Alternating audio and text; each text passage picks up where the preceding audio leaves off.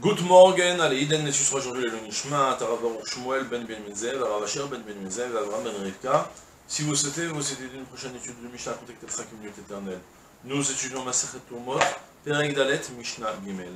Shi'ur Truma, Ain Yafa, Achat Me'arbaim, Bet Shammai Omrim, Mishloshim, והבינונית מ-50, והרעה מ-60. תרם ועלה בידו אחד מ-60, תרומה ואינו צריך לתרום. חזר להוסיף, חייב במעשרות. עלה בידו מ-61, תרומה, ויחזור ויתרום כמות שהוא למוד. בעמידה במשקל ובמניין, רבי יהודה אומר, אב שלו מן המוקף. On s'intéresse dans notre Mishnah à la quantité de trouma à prélever. On a déjà évoqué que, selon la Torah, prélever la trouma, ça suffit même. Chita achat poteret et takri. La Gemara dit. Un petit grain de blé, ça dispense même une grange entière, si je veux. Je vous donne je vais avoir le coin et dit, tiens, c'est ma trouma. Tu lui donnes un petit grain de blé avec une pince à épiler, comme ça, tu n'arrives pas à l'attraper. Ça, tu acquittes la trouma avec 60 tonnes, si tu veux.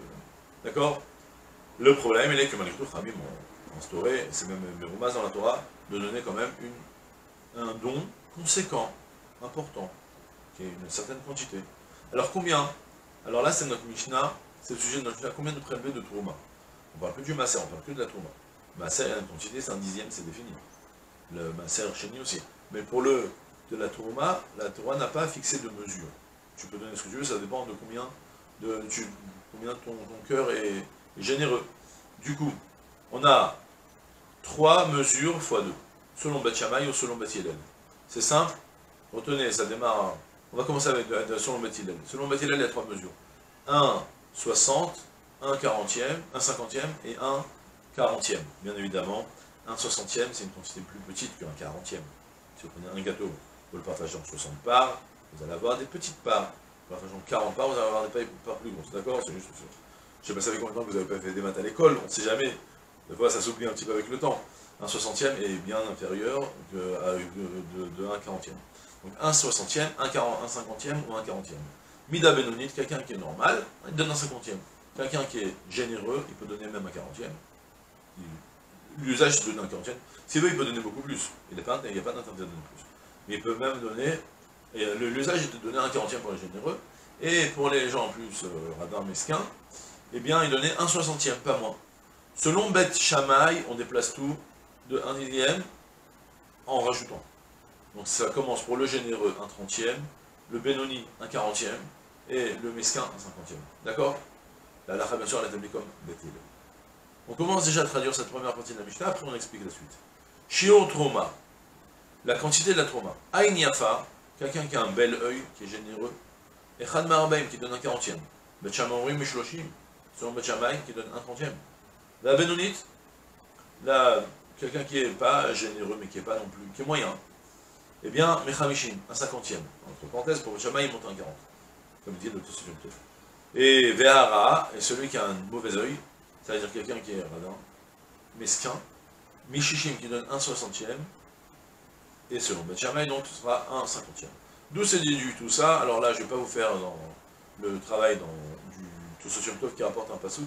C'est déduit d'un pasouk de Yecheskel, où il y a un pasouk qui évoque que tu prélèves pour vous donner. Le pasouk, je vous le dis.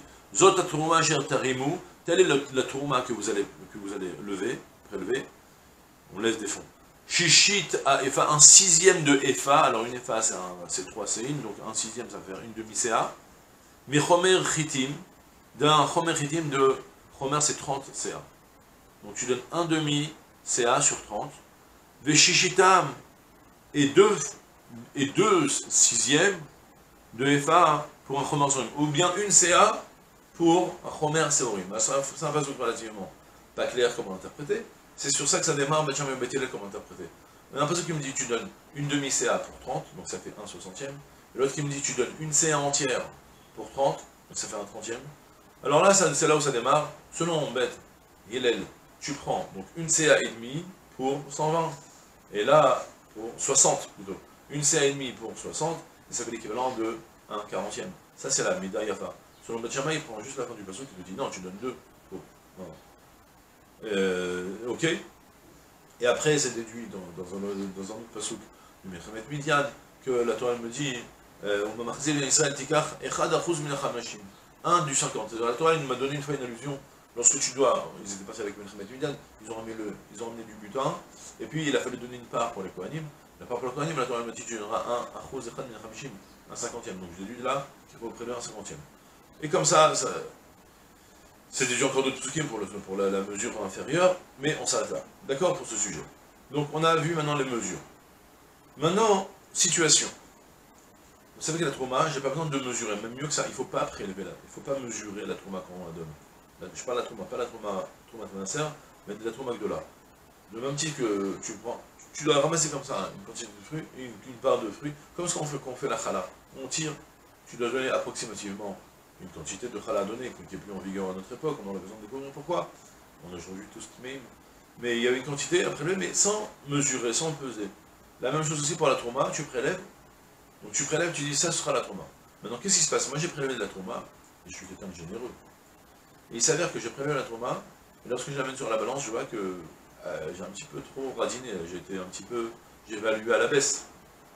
Ouais, au lieu de donner, je comptais donner un 40e, j'ai donné un 60e, ou même moins qu'un 60e. C'est le sujet de la Mishnah, et je vous dis tout à l'oral d'abord. Si j'ai quand même donné un 60e, a posteriori, c'est quand même validé. Parce que tu as donné de la trauma. Donc maintenant, je voulais donner un 40e, je donnais qu'un 60e, je ne pourrais plus rajouter. Si je rajoute des fruits, fais un don au Kohen, mais sache que ce que tu donnes, c'est pas de la trauma. Puisque c'est plus de la trauma, ça devient des fruits qui sont imposables de maaser. Lorsque je donne la trauma de mes fruits au Kohen, il a plus besoin de prélever le maaser. Parce que sur ce même tas, il faut donner un 50e de trauma, un 10e de maaser, et un 10e de maaser chéni ou maaser ani. Mais quand je donne la trauma, pour le moment, lui, il ne doit pas prélever le maaser. Mais là, cette fois-ci, tu as prélevé, et ça s'appelle de la trauma, ce que tu as prélevé a posteriori, parce que tu as eu un 60e. Ce que tu vas prélever une deuxième fois, ça n'aura plus de statut de tevel, et ça n'aura plus un statut de trauma, donc tu devras prélever le maaser. Ça, c'est la première phrase de la Mishnah. Taram, il a prélevé. Lala beyado echad mishishim. Et il a eu, a posteriori, un 60e qui lui est monté dans les mains.